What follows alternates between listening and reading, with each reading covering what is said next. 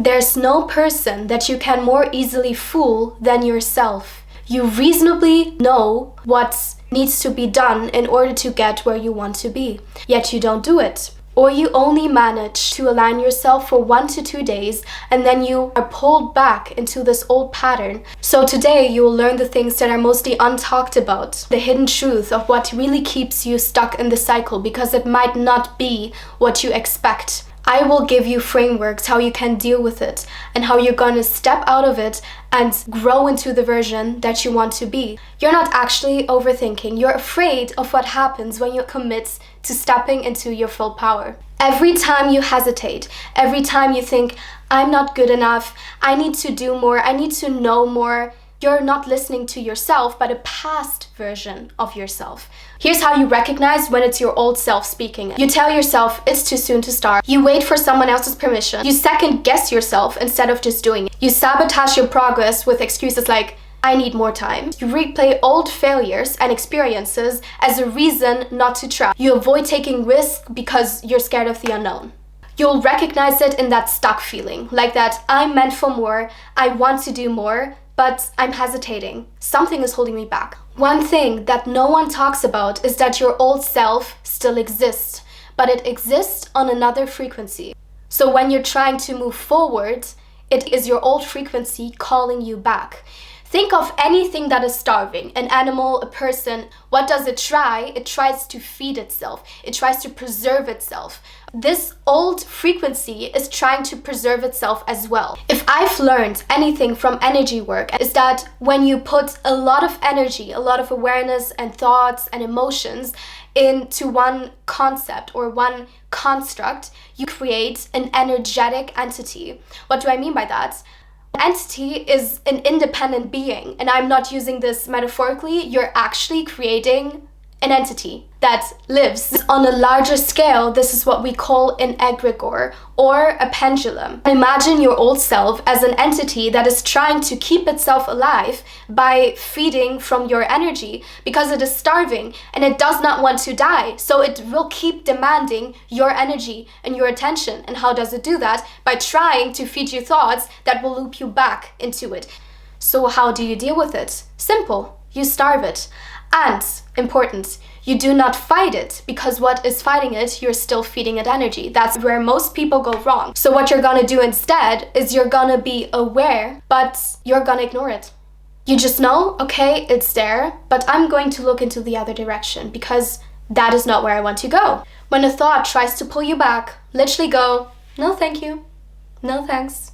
When someone comes up to you on the street and they try to sell you something, but you really don't want it, are you gonna negotiate with them?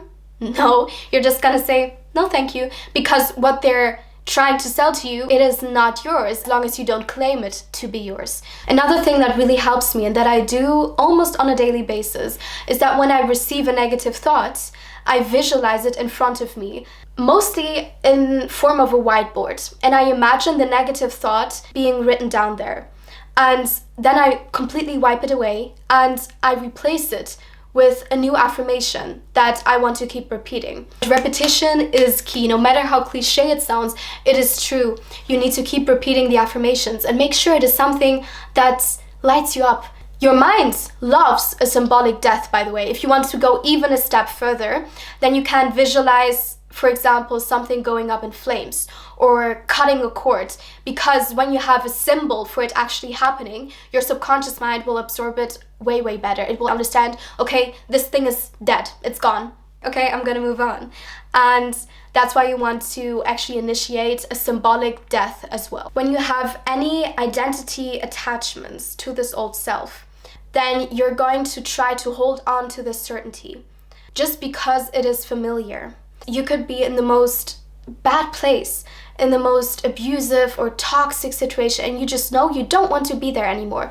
But the certainty is what keeps you there because it has embedded itself into your identity and into what is familiar to you. And again, remember, your brain is just trying to keep you alive. It will keep trying to pull you back into whatever is familiar, no matter if it's good or if it is bad for you. So you need to decide that for yourself. When you try to do something outside of that identity, so you perform any action outside of it, it creates cognitive dissonance, which is a psychological discomfort. Your brain tries to resolve this by adjusting your actions to match with your identity. So if you identify as I'm a failure, then you'll self-sabotage yourself and subconsciously keep trying to hold the self-image alive. Even if you could do it, you will fail because you will sabotage yourself into thinking I'm a failure, and your brain will try to match that with your identity no matter what you do. So you need to really let go of these identity attachments. A really common example, something I used to do when I was in a state of a lot of suffering and negativity,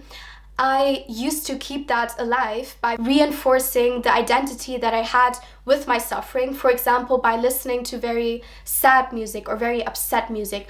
Or, when I would scroll on my phone, I'd really like the stuff that romanticizes my suffering or makes fun of it. You can actually very much visualize it the same as an algorithm. When you keep liking that stuff, you keep reinforcing it and you keep affirming, I'm this type of person. You need to get off as soon as you can from validating it and keeping it alive, because you're only making it stronger. It will only show you more things like that, and you will only see and filter more things like that, and it will keep embedding into your subconscious and therefore into your reality. I decided I'm not gonna be that person anymore, so I stopped liking that kind of content. When I would see it, I would click non-interested. Every time I would see it, it would serve as a reminder to myself, I'm not that person anymore. I stopped listening to sad music altogether. Instead of validating that, I do experience it, I just decided, no, that's not the case for me anymore. That's not my current reality. Most people do not leave their past. They go back, they stall, they check the door one last time. And that is exactly why it is still there, why it is still having any hold over them, because it will keep existing, and you always have the option to return to that vibrational frequency. But you simply have to decide that you no longer want to. Your past will only linger when you keep returning to it. A lot of people, when they let go of their old self, they feel like they're mourning or they're grieving their past self. But what you're really grieving is the certainty and the narrative. When a snake sheds their skin, they do not look at their shed skin and go, oh, I miss my old skin. They just move forward because they understand it is not part of who they are anymore. Even nature shows us that this transformation is totally natural. You're not losing yourself, you're freeing yourself from the version that cannot go where you are headed. Detach yourself from your past self and from all other people that live on that vibrational frequency, okay? You can still be compassionate towards it, but it has no place in your life, not anymore. Anything that is trying to pull you back or is pushed upon you, just observe it.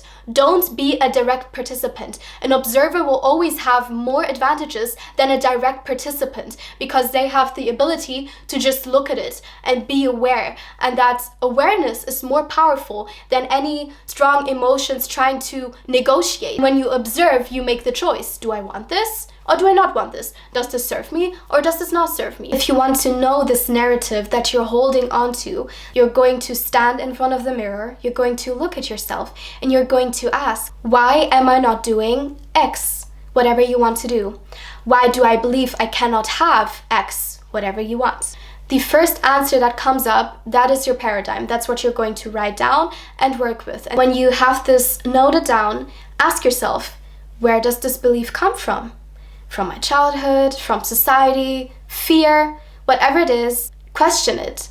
Is this belief mine? Beliefs of people are just unchecked beliefs that they got from other people who also held these unchecked beliefs, and they are just being passed on and passed down, but no one questions it.